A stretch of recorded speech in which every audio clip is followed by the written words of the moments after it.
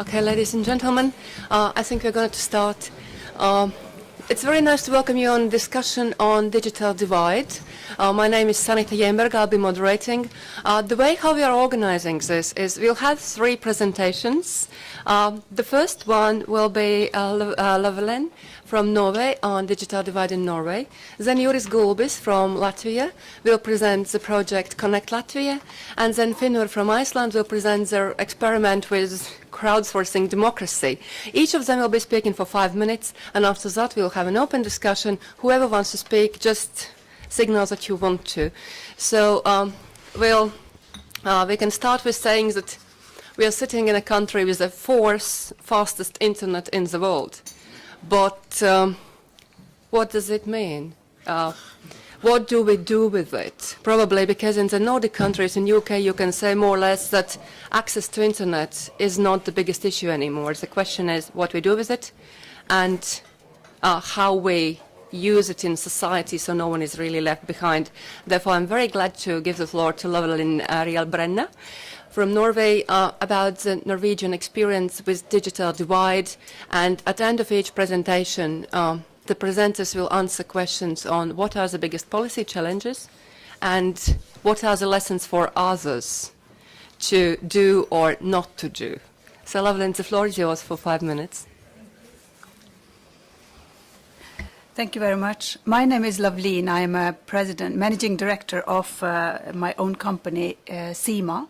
We work with minority girls. And the main reason why I'm a social entrepreneur, and the main reason why we work with minority girls, women, is that in Norway, 1 of 20 children with ethnic Norwegian background are living under the poverty line, but 1 of 4 children with ethnic minority background in Norway are living under the poverty line. And that is main reason why I'm concerned about digital dividers, and also because I have been working with elder seniors in Norway. So this is why I'm addressing, that's the perspective I have with me when I address this issue. In Norway, I'm coming from a country where almost everybody has access to a computer or a laptop or a smartphone. About 90% of the population in Norway has a computer or laptop or smartphone. So when I am talking about digital dividers, I have focused on 2 different groups. One is the digital dividers among 90% of the population in Norway, how they use the internet and what is their values and competence. And the other perspective is about the gap between users and non-users. And in Norway, okay, this is, how do we do it? Press hold tab. Which one?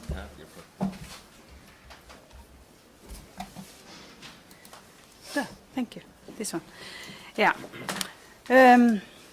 In the Norwegian society is in many ways quite digitalized, and in our society, banking, telecommunication, and other industries and official information is on internet. You can find almost all information you need through internet, and the banking system, paying bill, and everything is through internet.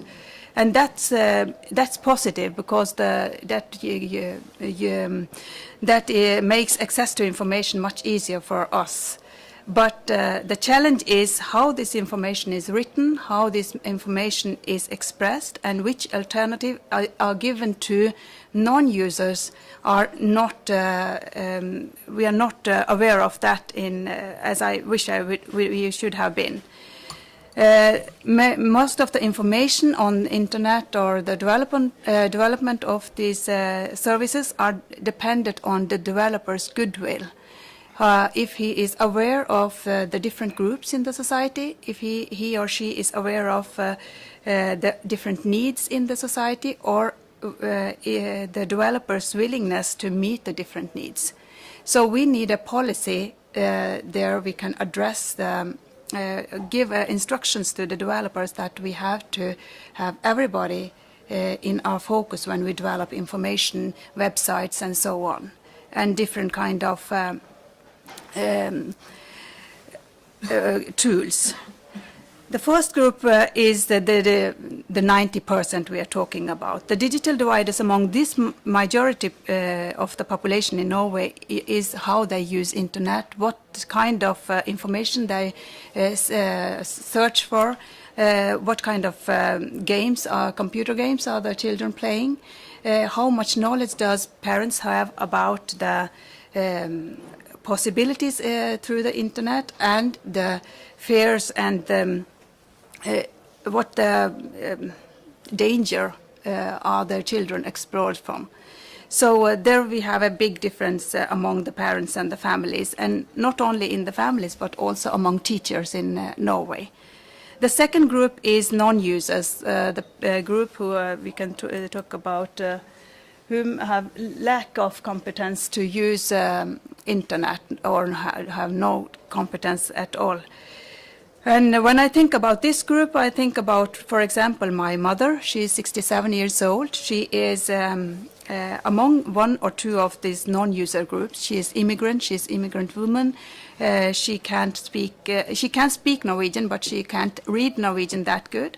She is senior, and she yes. And another group we don't talk much about are people with dyslexic problem and other disabilities. So the majority of non-users belong to one or two of these categories. And I think when we talk about seniors, for example, we have to think about how can we give them better access to the service we are giving through the in the society. The challenge in Norway is that many seniors are dependent on their children or grandchildren. They have to give away their password or the username if they want to pay a bill. So the children and grandchildren has access to their private economy and have totally control in many ways. So we can now talk about the values and the relationship in every family, and they are losing power, some of these citizens in Norwegian society. When I was president of National Parents Committee of CS primary and secondary school in Norway for 8 years, I was proud of being a part of a society where digital competence was a crucial competence in Norwegian, not only in the society but in all education system. And the Norwegian curriculum defines using digital tools and developing digital competence as important as reading, writing, and developing numerical and oral skills. But I was also worried about the difference among teachers' competence, because we have introduced the digital competence, developing digital competence in the school, but we haven't good enough policy to develop the competence among teachers. So we can see the digital dividers, the quality of the education from one class to another class in Norway. So it's not only about having access to computers, but it's more about the competence among the teachers in school. And the other thing is that most of the information to students, parents, is on internet now, and we can see that many parents are not familiar of using its learning and other digital platforms which are using in the Norwegian school are using. In many schools, the student have the password and the username, so parents have to ask their children if they can get the access to the information from the school. So that's a problem. And we know that the modern technology is the future, and modern technology has given better opportunity to many people and include many kind of people in the society. But the modern technology can also exclude a group of people. So we must have focus on the groups which are maybe excluded from the society.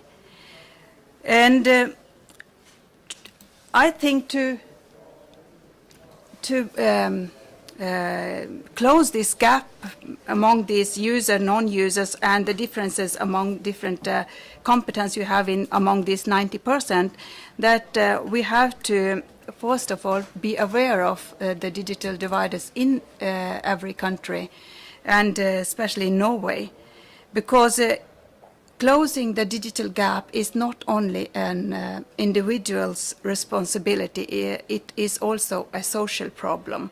We have to have focus on the responsibility we can take together. I think the main thing is that we have to find out what kind of groups are we going to, we have to find out what kind of need we have among these different groups, and how can we give them access to different kind of knowledge, information, what kind of ability do they have, and how can we give them information and knowledge about the strength of modern technology and using the internet, and how can we empower them. I think a part of the policy must be that we must meet people where they are, on their level, meet them on their level and help them to take the step in right direction by empowering them, by giving them make arena where they can get right information, right tools, and right support. And I mean that the government sector, private sector, and NGOs has to come together and find out how can we meet the needs, different needs among different groups in the society, also in the school. And there must be policy of how to give instructions to the developers so they can have every group in their mind when they develop the different kind of tools. And finally, I just want to say we can use we have a lot of research reports we can use in developing the digital systems and information in Norway, because when I was president of National Parents Committee, I used research from University of Oslo, where one of the professors have a research about how the students, people from families where they are not high educated, they have more oral culture, how they store information, contra how students from high educated families store information in their mind, how they implement or get new information, collect new information. So I think we have a lot of research we can use in developing to reduce the gap divide in these different kind of groups. But the main thing is, I think the key is in NGOs, private sector, and government's hands, not in the developers' hands. Thank you. Thank you very much, Loveleen, for your now we'll give floor to, but I think we'll have to move to Juris. Gulbis is the CEO of Latvia with the joint company Lattelecom, who will talk exactly about how they work with one of these groups, which are elderly people. Because I remember that when I started working in the United Kingdom many years ago, we didn't have a number to use in and we wrote every step down. And it took 17 steps from pushing the button to sending an email. And we doing this naturally, because we're talking about completely different digital competences, and elderly is a very important group which is growing. So here is floor to yours about how you did it and what was it. Yes, thank you for this introduction. Yes, my name is Juris Gulbis. I'm Chief Executive Officer of Lattelecom, the biggest electronic services provider in Latvia. And today I will talk about our program Connect Latvia, which is aimed at elderly people, at senior people, to help them obtain IT literacy skills. Okay, so how does it move?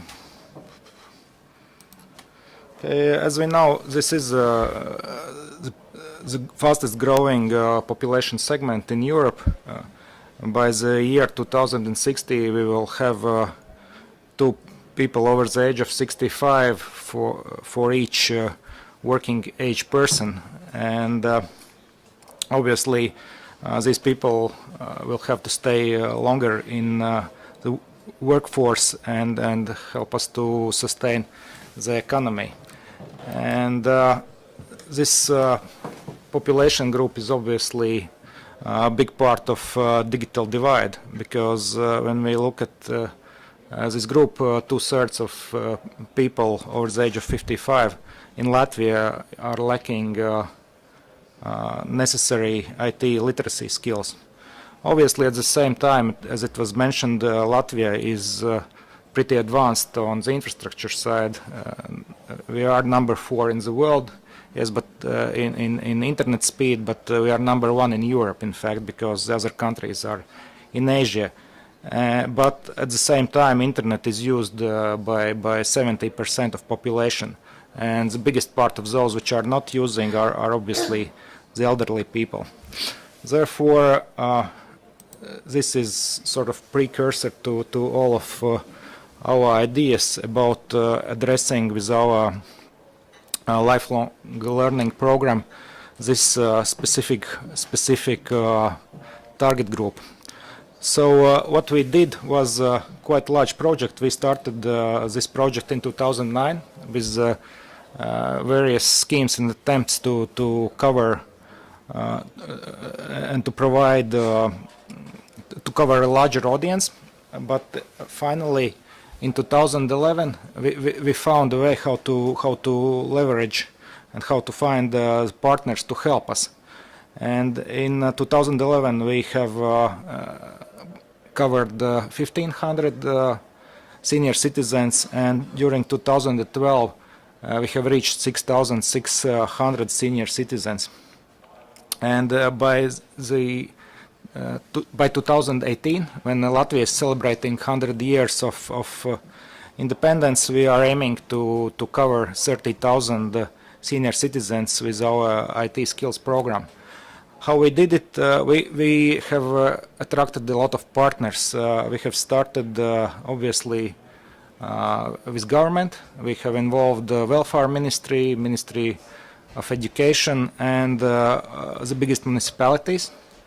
And the way we did it, we have our company has a IT training subsidiary. So this our training subsidiary employees have trained teachers at schools to provide these literacy training further to senior citizens, and we have also trained 800 librarians, because libraries are points in Latvia where internet is available free of charge to everybody. And we were also allowed to use IT classrooms in schools in the whole Latvia. So we achieved also geographic coverage of the whole Latvia, because Riga is obviously easy, but other places are more complicated to cover. And we also involved non-governmental organizations such as Latvian Information and Communications Technology Association, which also helped us with preparation of material and with learning material and with these IT trainers. And European Commission has also supported us in this job. So we have involved quite a lot of people, and the biggest challenge for us was management of all these different people and taking care of their interests in the process. But the result is such that almost 7,000 senior citizens have received the IT training. So we asked them what are the results. Are they happier now? Are they more self-confident? Has their quality of life improved? And the results were quite amazing. 81% of these senior citizens which have achieved which have gone through our training, they said yes, that their quality of life improved. They are now feel as more integral part of society. They can be more confident in in communicating with their relatives which are younger and which are maybe not in the same geographic location. Many have said that the coaches were very good and that this friendliness and professionalism helped them to overcome their barrier in using the technology.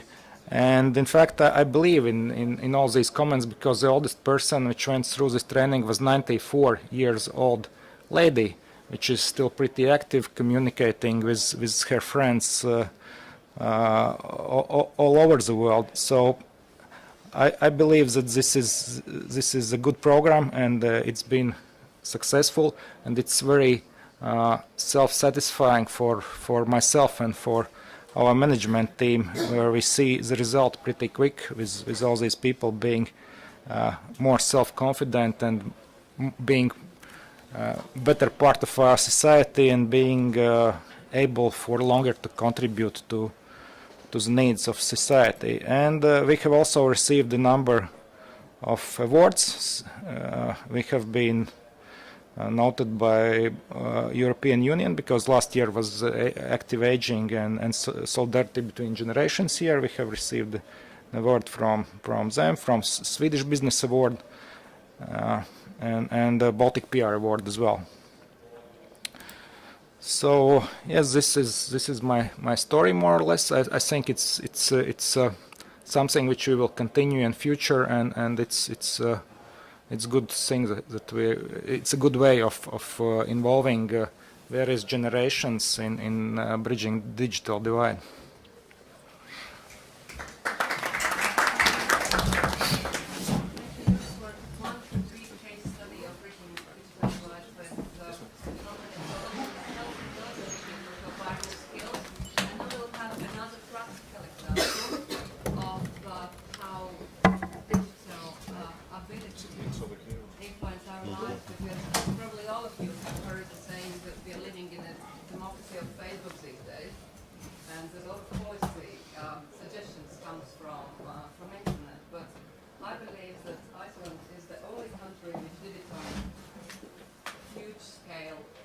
Crowdsourcing ideas for the new constitution, and one of the persons who made it happen is presenting the Icelandic case.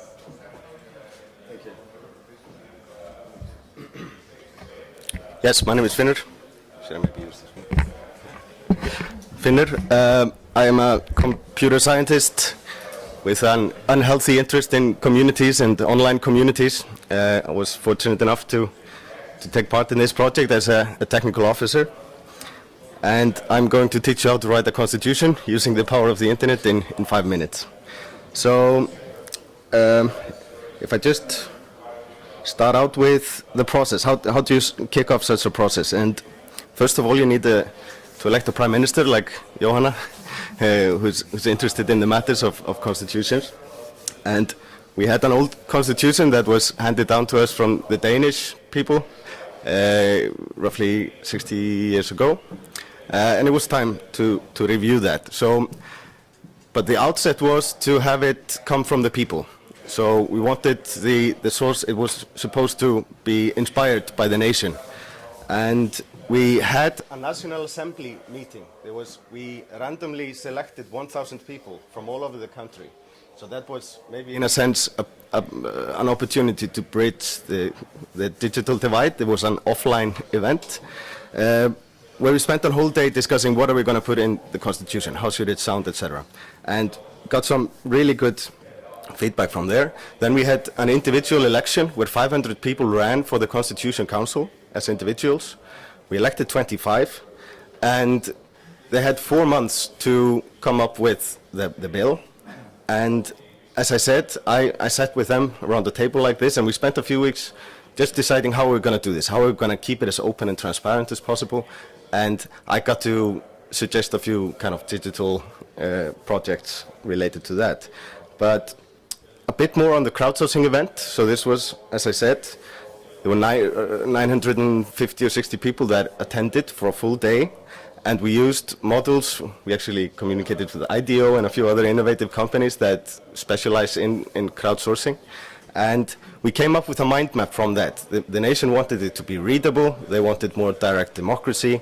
We talked about separation of church and state. There was not an agreement on that, but there was good feedback for the council to build upon. And here's a photo from the event. Everyone switched tables a few times, and it's this process is actually pretty well documented, but you had people from all ages. It was a truly random representative sample of the nation spending a whole day discussing these matters. So that was in itself a pretty unique process, and perhaps the crowdsourcing angle of it. But we, of course, we built a website and an intranet where all of the council work was published as it went along. And this is my big picture with everything in it. We had 25 council members, as I said, but we invited a project manager from one of the gaming companies in Iceland to teach us about lean and agile product management. And that was actually what we practiced during the 3 months of writing. We had 3 groups that worked in 1 week sprints. And so every Friday we had a meeting with cameras like this, so we had a live broadcast online where they presented the weekly updated draft. And it was published on the website immediately, open for discussion and comments from the public. So it was very hard to get the first release out, to get all the legal team and everyone on board to be so open and innovative about this. But as we went along, we started publishing just pretty rough drafts, getting the feedback in, because everyone knew we were going to update this 13 times during the period of 3 months. And we used Facebook, Twitter, YouTube, and all of the social media channels available to gain interest and just keep the dialogue as open and participatory as possible. And I have just a sample of the channels we used in that sense. Right, so what have we learned from this? Communications are good. So the crowd is pretty wise when we tap into it. So if you have a diverse set of people with interest in these matters, you can get a deep and rich conversation going online, amazingly enough. I can name, it's probably not enough time here, but we can discuss this maybe in the breaks, but there are at least 4 articles in the Constitution draft that are directly impacted by people from the online conversation. Hjalmar, the other expert here talking about open data, he actually wrote a blog post that inspired the open data clause in the Constitution draft, and we have more examples like that, where the council members actually referred to the online discussion in the open meetings and made changes between weeks based on that open dialogue. So, digital divide is the topic here, and I was maybe going to ask you a question before showing this slide, but what would you consider to be an acceptable participation rate in such a project? Because we kept it as open as humanly possible, but in effect, there were maybe 3,000 people that contributed to the process. So they actually sat down and they commented on the work. So they took time to read the document. So population of 330,000. We are the most connected online nation in the world. But I was kind of expecting a bit more. So I was a bit let down at the end. But as the years have passed, I get the feedback that actually, you know, what can be expected of this? So we had 1% participation, but maybe 10% interest if I just take the online numbers. And the council member, they actually took very active part in the conversation. And I want to zoom into this photo. So in the middle here, you have a screenshot from a website. We're discussing separation of church and state. We have a state religion in Iceland, and this was a very hot topic. So the top section there is the letter or the article that was being discussed, and then you have the comments below, threaded commenting. And we have Björn Magnusson, who's a 60-year-old man living in the rural Iceland, saying Iceland is not a nation, the nation that lives here is not Christian. But then we have Niels Gislason, who's 69-year-old. They had a lot of conversation about these matters. He is on the opposite side, and there were debates, but we had very strict community guidelines. So when things were trying to go out of hand, we stepped in as the council and said, we know that you are in disagreement, let's take the conversation back on track.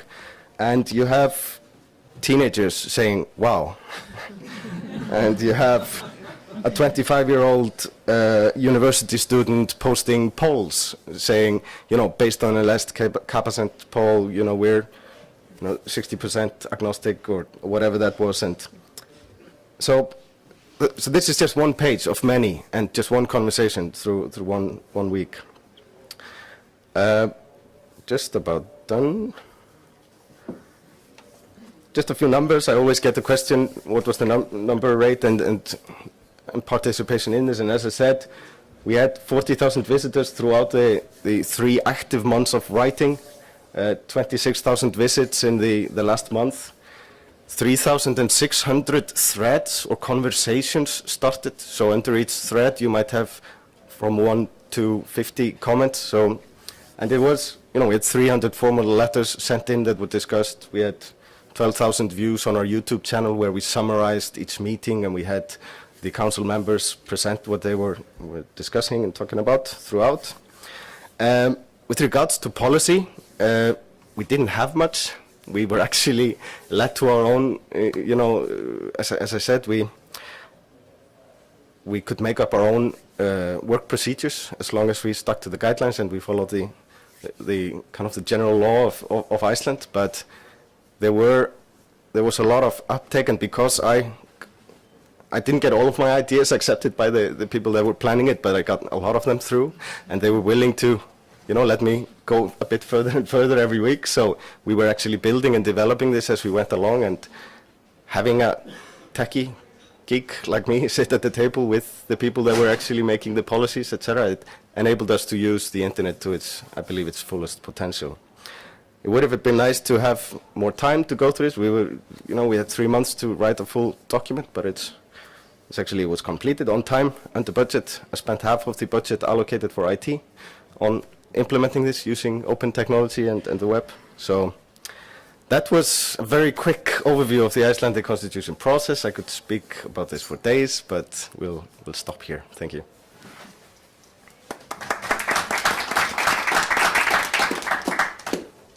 Thank you, Finnur, for your very entertaining presentation. I think one very important lesson from your experience and from what you told was summed up in 2 words: the real influence. If you use web for consulting people, which is very popular, let's put the thing on web and we consult with them and then we go and do our own things, probably it doesn't work. And in your case, you took them on board and did a great job. Just one question: how many people were in daily basis executing the whole project, because it is quite massive? The whole team, so we had 25 council members and 15 staff. So I was the IT department, and I had a PR person with me monitoring all and taking part of all of the conversation and community. But roughly half of the council members were also very active in the conversation. So if we got a question in that wasn't being addressed, we could tap them on the shoulder and say, you're responsible for voting legislation, could you step into this conversation and take part? So in my previous screenshot, there were actually 2 of the council members were there discussing, with the public, what do you mean by this idea, kind of deepening the conversation. And that type of participation, I think that really sparked ignited the conversation, and there was much more participation on the back of that, because people saw that they were actually being listened to and referred to and taken into account in the whole process. Okay, thank you very much. So the floor is now open to anybody who wish to speak. I know many of you, but not all of you, so please say who you are when you want to raise a point. So who is going to be the first and bravest? Prime Minister of Iceland. Thank you. Thank you all for very interesting presentations. And I have one question for Norway, Loveleen. you were talking about groups excluded from society. Has Norway done anything special to make access to information and information easier for handicapped persons, elderly persons, as you mentioned, and children from poor families? I can mention that the government of Iceland has taken a special initiative to make access to information easier for handicapped and blind persons, for example. So I'm curious about Norway. Yes, we have done a lot of different things to give this information to different kind of groups, but we haven't done enough. That's my main issue, because if you look at the official websites or other websites and the information we give to the different groups of society, the problem is when we start doing to convert this information in different kind of on different kind of levels, it costs.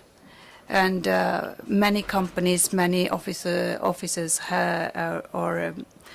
are not willing to pay the bill for the costs. So that's the main issue.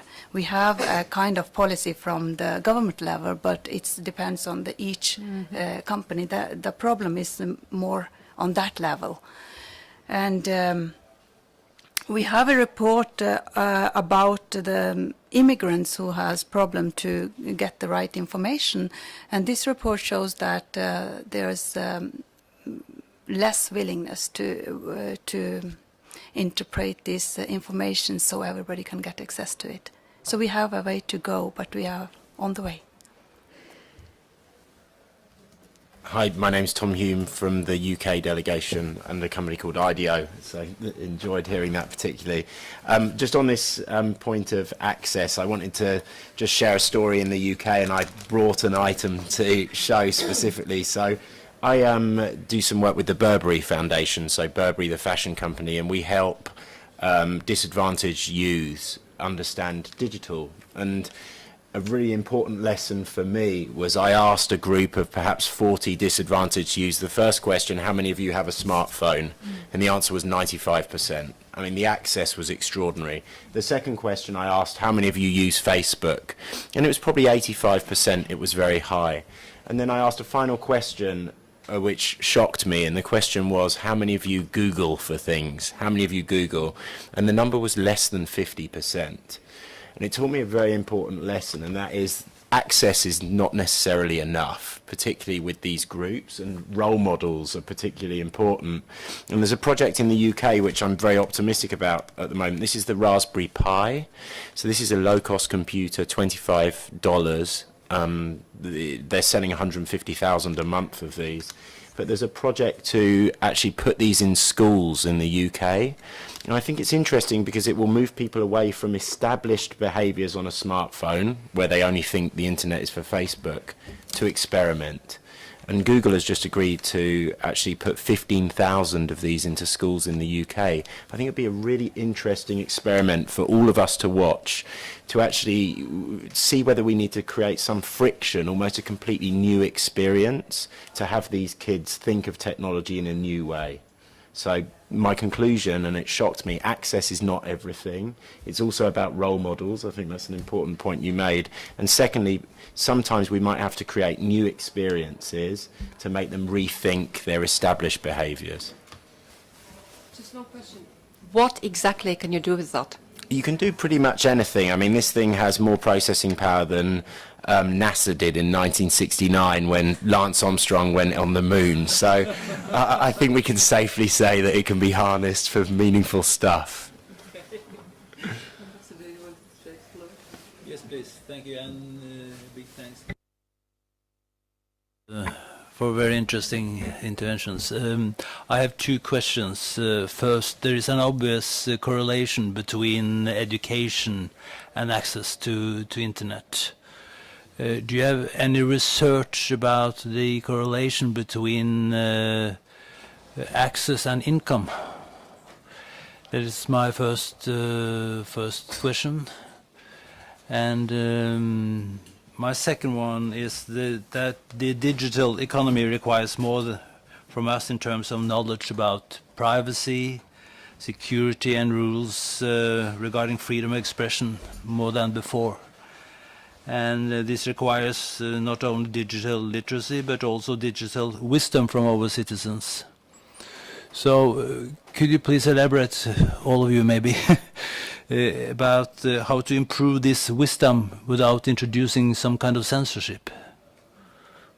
Maybe if I start, I don't have the actual figures, but we have a pretty high education level in Iceland and very good computer literacy, you know, with regards to use. But as to your example, you sometimes don't know how deep that usage goes. But I've been following very closely what's been happening around the world. There's a grassroots organization called Open Knowledge Foundation, which is very much focused on these matters, bringing, you know, the knowledge of the masses together, using technology and creating a better society.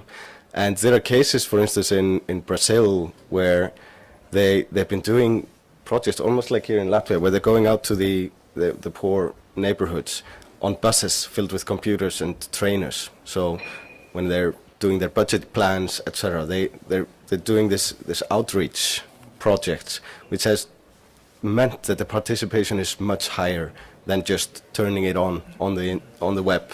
I believe it always has to follow. You always need to follow up with activities, offline activities, to get the elderly and the disadvantaged to the table to contribute. So we're not yet there where all the people are able to participate. So I'm very, very aware of that, you know, initiatives like that need to follow.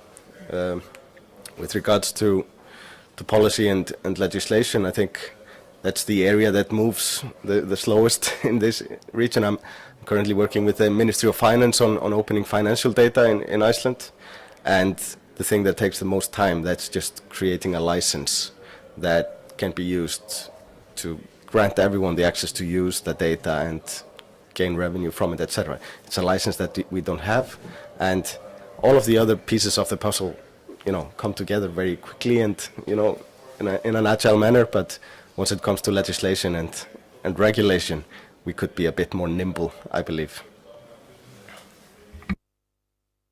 Yes, in Norway we have in a senior secondary school, we have every student has access to a computer.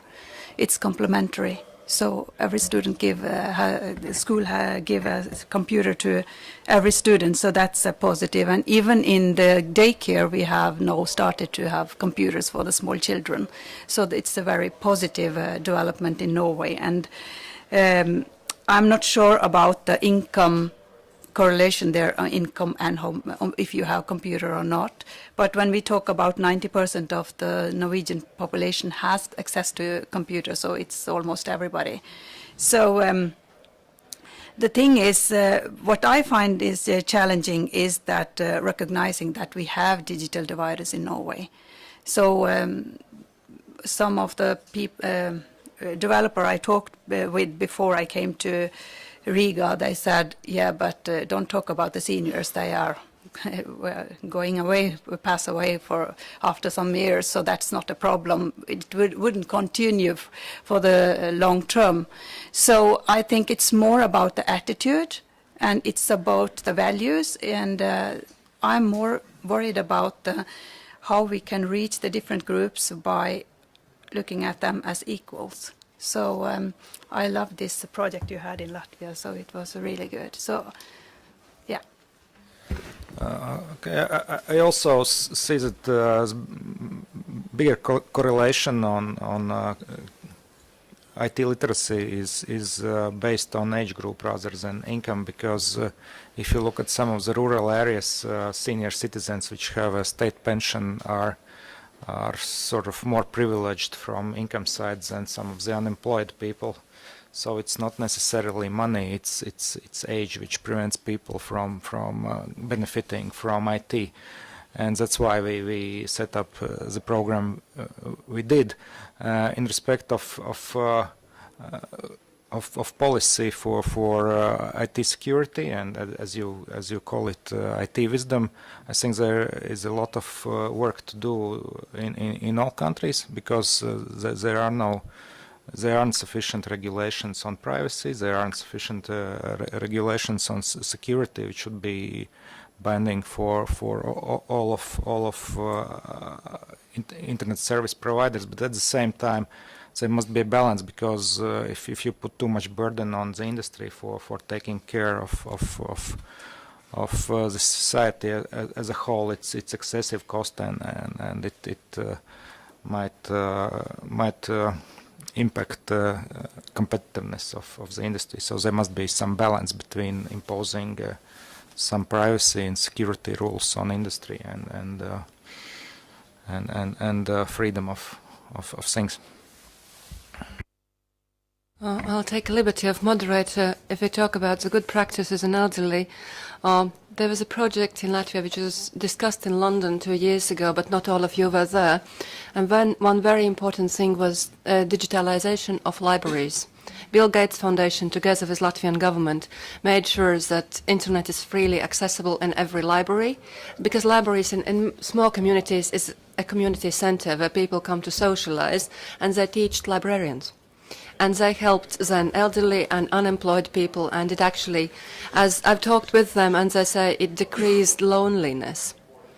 Because many of us, I think every family now relative abroad somewhere working, and for them to use Skype is such a tremendous thing, and they use social networks and Skype, and they're less lonely because they can see the children and grandchildren. But librarians were the biggest virtue of the whole thing. To take a floor.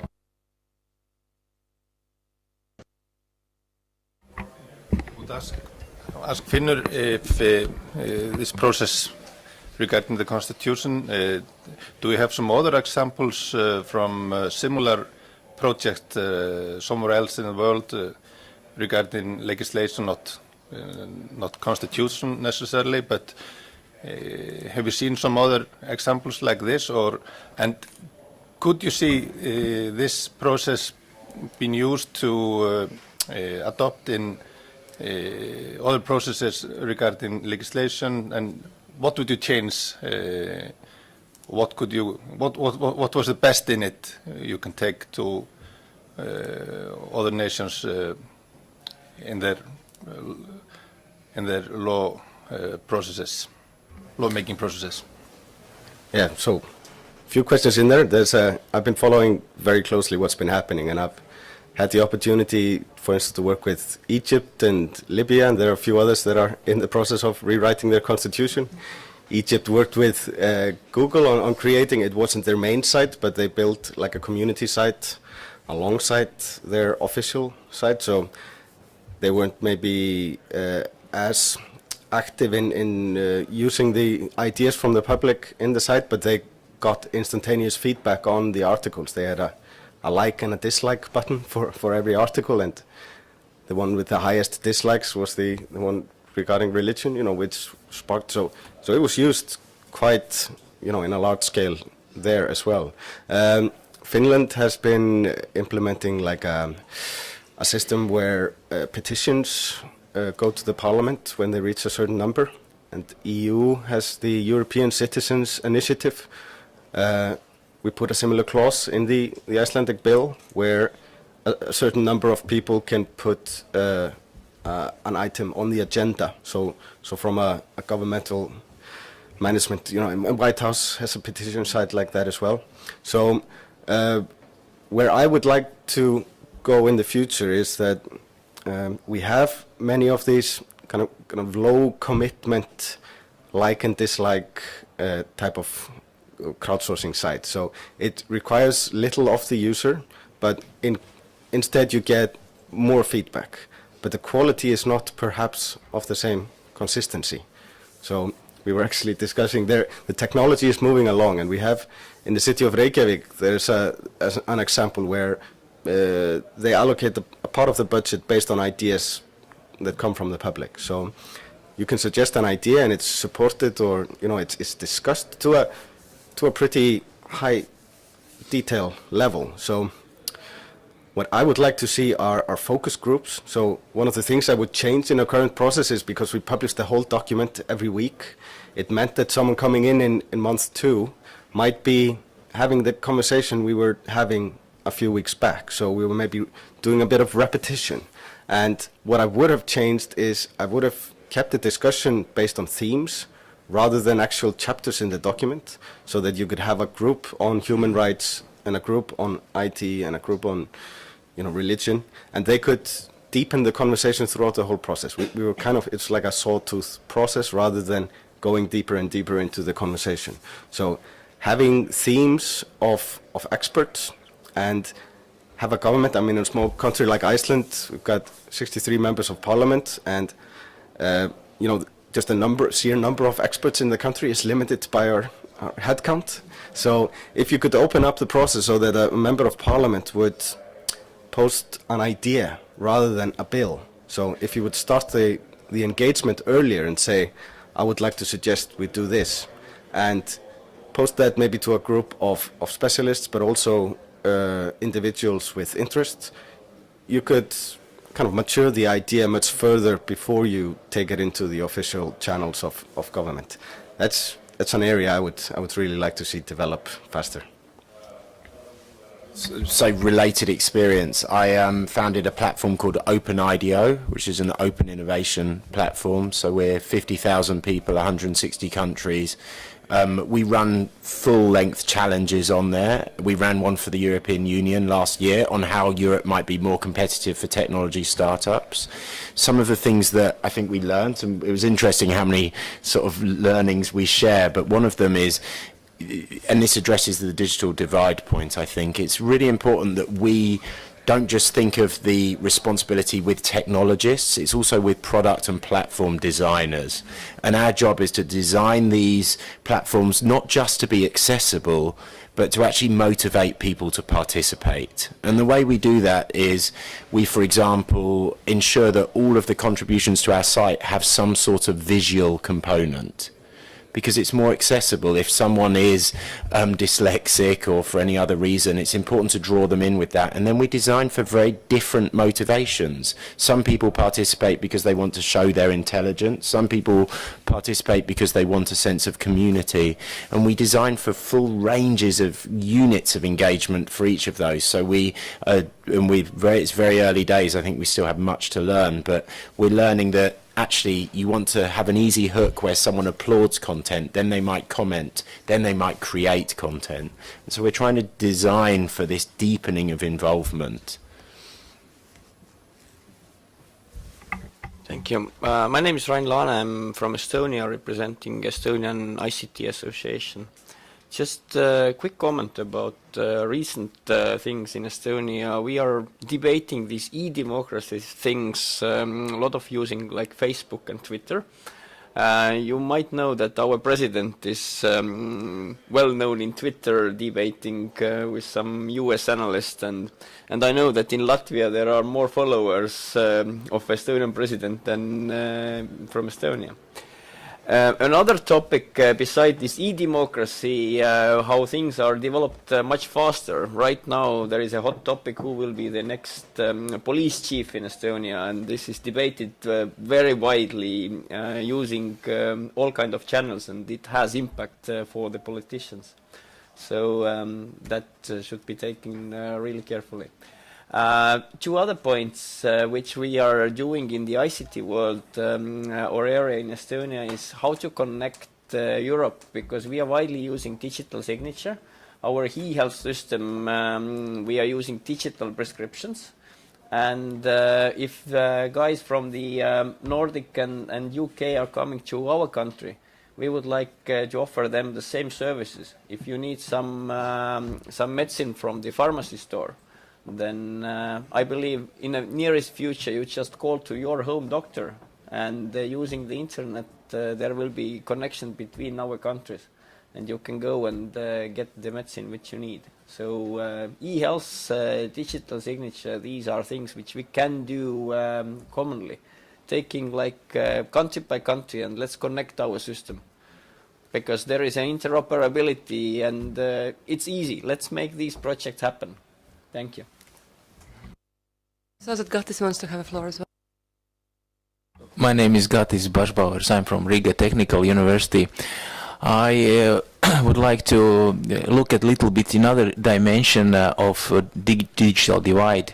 Currently there is a problem of people moving from urban areas to cities because there is a work and there is no work in urban area, in regions, and that's a problem for most of the countries in Europe. And we currently, as a technical university, are involved in a project which is called Micropole, with partners from France, from Denmark, from Netherlands and other countries, looking at possibilities and sharing experiences how people could stay in regions and work.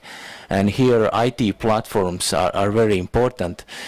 For example, in Latvia, you mentioned libraries, and libraries are actually like could be or are in sometimes as a sort of the local workplaces or offices where people could use them to work from regions. But I think that there are tremendous opportunities which could be developed when people would be able to work from home.